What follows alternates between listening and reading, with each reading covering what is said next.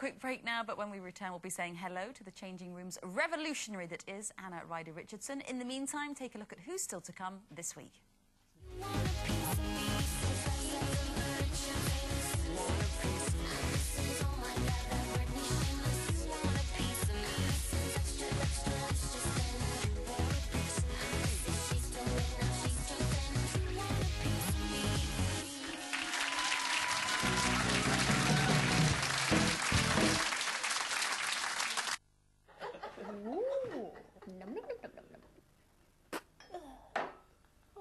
Maltesers. So light, you'll need new ways to be naughty.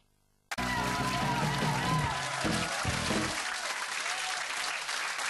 back to the final part of Loose Women for today. Here's your last chance to bag some brass in our competition. To be in with a chance of winning that £3,000 prize, you need to answer this question correctly.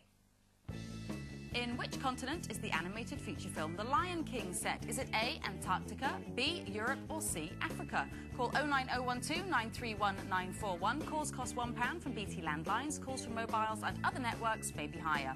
Text WIN plus your answer, A, B or C, to 63337. Text costs £1 plus one standard network rate reply message. Digital satellite viewers can enter by pressing their red button now, and you can also enter for free at itv.com. Entrance must be 18 or over, and all lines close at 1:20. Good luck, and we will post the answer and winner's name on the Loose Women website next week. Remember, the entry lines close at 1:20, so if you try and enter after then, you may still be charged. Our final guest today once wowed us all with her daring and dynamic designs on classic makeover show Changing Rooms. Since then, we've seen her on all sorts, including Only Fools on Horses. More recently, of course, we witnessed her exploits with those other jungle dwellers on the last series of I'm a Celebrity.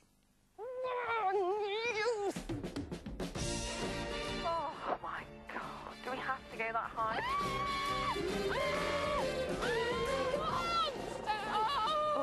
Horrible. Alligators! Frogs! Show me your bum, go on. We're going absolutely loopy. Don't let the rain get you down.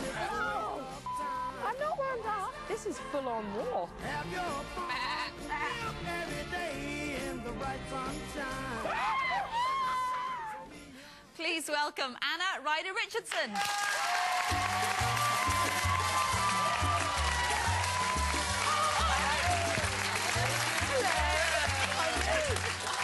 Does that seem ages ago, or just like yesterday when you look at those clips? It seems like it wasn't even me, Does actually. it? It's weird, because I can't even watch it. I watched the first sort of 4 episodes, and I was like, oh, my goodness, is that what was going on? You know, with all the Mark and Keris business and all of that business. Right, bit of a shocker when you came out then. Yeah, it was, actually. Are you still in touch with your jungle pals? Yes, I am. Some of them. Yeah. Biggins. Lovely Biggins, new best friend, adore him. And actually, Keris and Mark I was supposed to have a little drink with in the pub on Sunday. Ooh! But I forgot. And now... You're that close. You're moving from the outback jungle to the wilds of Wales and opening a zoo? Yes, it's a wild animal park, actually. And that was going on long before I went in the jungle. I didn't come out of the jungle and go, I know, I'm going to get a zoo. So how have you just bought a zoo? Because it's a really long story, we haven't got time, but someone came to us and said, would we invest in a zoo? And I wasn't really listening, and then 6 months went past, and I found the prospectus, and it had 2 lines, and I said to Colin, what's that? And he went, oh, that's that zoo we were supposed to invest in. I went, what? Thinking I was, you know, Joy Adamson in Born Free, of Gorillas in the Mist, and bringing up baby chimps and stuff like that. And anyway, the zoo had gone. So I phoned the guy up and said, you really want that zoo? And he went, well, yes, I do. So then gave Colin a really hard time, my husband, for about 6 months. I was like, that might as well get divorced. That's it. Finished. You're not going to buy me a zoo. Ruined my life. Most people want a diamond and you want a zoo. I want a zoo. Now I bizarre. do. Now I do. And anyway, so then he bumped into the guy again and he said, guess what? Another one's come up. And it is quite odd because they don't come up very often. No. Not in Wales. And are you going to... Because you live in Scotland, are you going to go and move to Wales and live at the zoo? And... We're going to try and sort of go between the two at the moment. We've got lovely trucks that have just arrived. One looks like a zebra and one looks like a tiger. Oh. So, you know, And we're going to drive up and down. It's a proper zoo with proper zoo things in it. Because people go, OK, then what's in it? Like, you know, I've got one budgie or something. Yeah. OK, we've got zebra, and they go, what, one? No, two. We've got bison, camels, lemurs, meerkats, a gibbon who's on his own, who's going to have a girlfriend very shortly, and we're going to breed. What, you could just introduce him to Not Bill, aren't you? really gibbon. That would be wrong. That's a bit scary. And are you going to do it all up using your expertise in that Yes. field? And not pink and not leopard print like apparently I do. Most people, you know, when they have a midlife something, buy a motorbike or a lot of handbags and shoes. But it's your 44th birthday today. Sure, there's been a mistake. And as we were talking earlier, this is supposedly the atypical time for somebody to have a midlife crisis. Are you having a midlife crisis? Is that why you're buying a zoo? Well, I'd never really thought about it, but on the way here, I read that in the paper. I was like, isn't that bizarre? I am 44 today, and apparently it's going to be my most depressing year of my whole life. I don't feel like that at all. Not when you're going to be breeding gibbons and that. Exactly. I'm going to be hand-rearing lemurs and stuff like that. I can't think of anything better. So I think it just gets better and better, actually. I don't feel any different to when I was 24. No. Probably because I can't remember, to be honest. What kind of teenager were you? We were talking about sort of how to deal with teens. You've got younger kids yet, like me, so you're not there yet. But although you say that, I've got a 5-year-old who could probably Give compete you a with year. your Damien.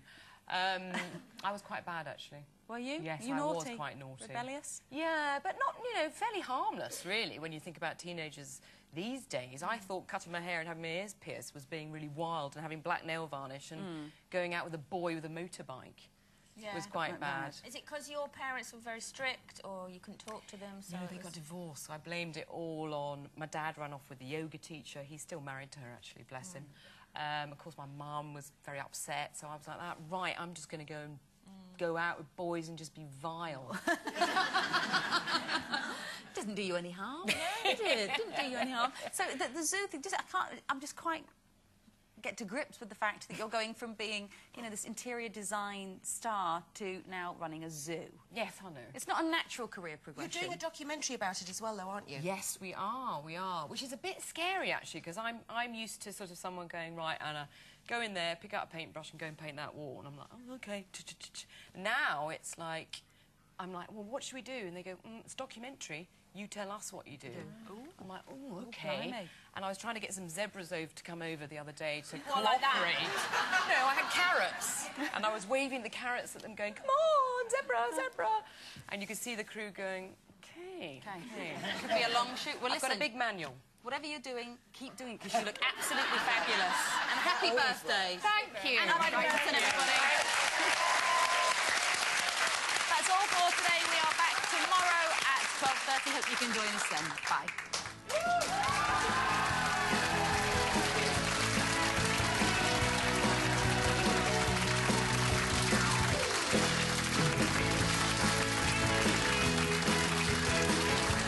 National and world news next on UTV, followed by the very latest local news.